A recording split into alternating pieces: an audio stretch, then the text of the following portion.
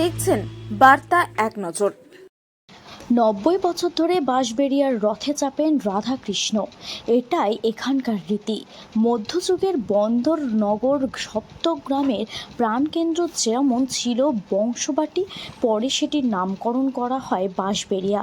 হুগলি জেলার বাঁশবেড়িয়ার অতি প্রাচীনতম শহর, আর এই শহর ছিল একাধিক ধনী পরিবার, আর এটি ছিল সাংস্কৃতিক চর্চার শহর।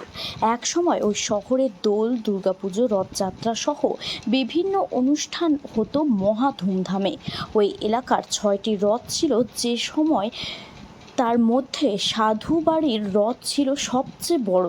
1936 সালে সেই রথের অবস্থা খুব খারাপ হওয়ায় এলাকার বেশ কিছু মানুষের সহযোগিতায় এবং সমস্ত মানুষের থেকে 4 পয়সা 1 আনা করে অনুদান তুলে 10টি নিম কাঠ কিনে সেই সময় একটি রথ তৈরি করা হয়।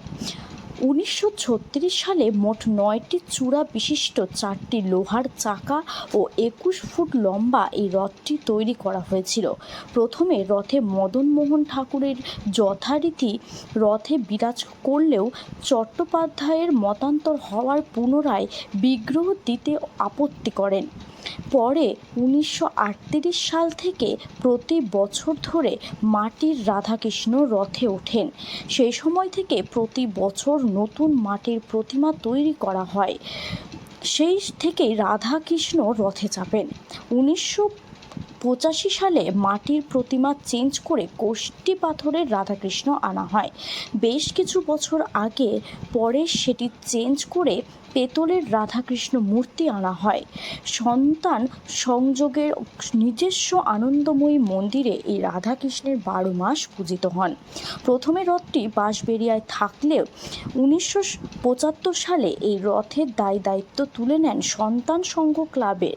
তবে আগে এখানে 7 দিন ধরে বিশাল বড় মেলা বসত, নাটক, যাত্রা, থিয়েটার সহ বিভিন্ন অনুষ্ঠান।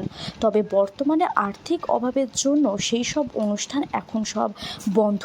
তবে 7 দিন ধরে মেলাও বসে না। বর্তমানে সোজা ও উল্টো রথের এই 2 দিন এই মেলা বসে। তবে এখনও এই রথকে ঘিরে রয়েছে এলাকার মানুষজনের মধ্যে বিশাল উৎসাহ উদ্দীপনা। এই বিষয়ে রথ কমিটির সম্পাদক চপল শেঠ কি বললেন শুনব। হুগলির বাঁশবেড়িয়া থেকে রাজেশ দেবনাথের রিপোর্ট, বার্তা এক নজর। 30 সাল থেকে এই কৃষ্ণ ভক্ত এখানকার যারা ছিলেন তৎকালীন সমাজের উচ্চবিত্ত এবং অন্যান্য ভক্ত যেমন রাখাল নন্দন, মনিন্দ্র কুণ্ডু ইত্যাদি যেসব ব্যক্তিগণ ছিলেন, অক্ষয় সোসার, তারা সবই কৃষ্ণ ভক্ত ছিলেন এবং রাধাকৃষ্ণের মন্দির, রাধাকৃষ্ণর বিগ্রহটা থাকতো মা আনন্দময়ী মন্দিরে, মাটির মূর্তি থাকতো। সেই হিসেবে তারা রথটা করলেন যে রাধাকৃষ্ণের রথ হবে এবং ওই রথে জগন্নাথ দেবের পরিবর্তে রাধাকৃষ্ণকেই তোলা হবে। সেই হিসেবেই 1936 সালে এই রথ শুরু। এই রথের প্রয়োজনে 10টি নিম গাছ, সেটা সম্পূর্ণ নিম কাঠের রথ ছিল।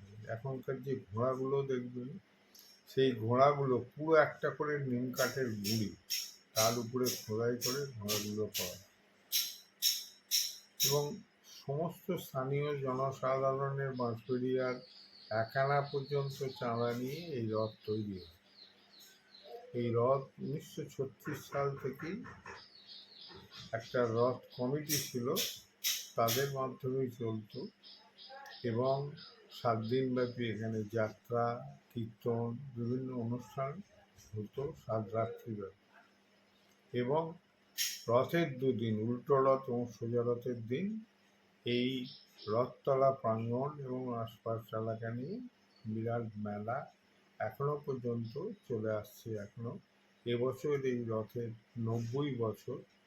এই রথ, এই 90 বছরই এই মেলা চলছে। কিন্তু ওই অন্যান্য জিনিস যেগুলো যাত্রায় এগুলো বন্ধ হয়ে আর্থিক কারণেই বন্ধ হয়ে যায়।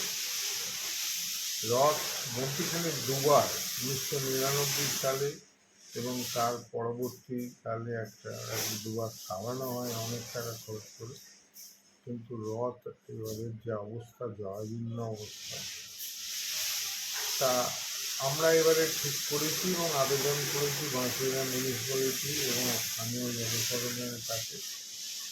সামনে বছর এই রথটার স্ট্রাকচারটা, ভেতরের স্ট্রাকচারটা সম্পূর্ণ লোহার বিম এবং বাইরেটা যেমন কাঠের আছে করা হবে। জগদ্ধাত্রী পুজোর পরই এটা নতুন করে শুরু হবে এবং আগামী বছর রথের দিন এটা আমরা চালু করব, নতুন রথ এই আশা করি। কি নাম আপনার? আমার নাম চপল শেখ। আমি সন্তান সংঘ তথা এই রথ কমিটির সম্পাদক।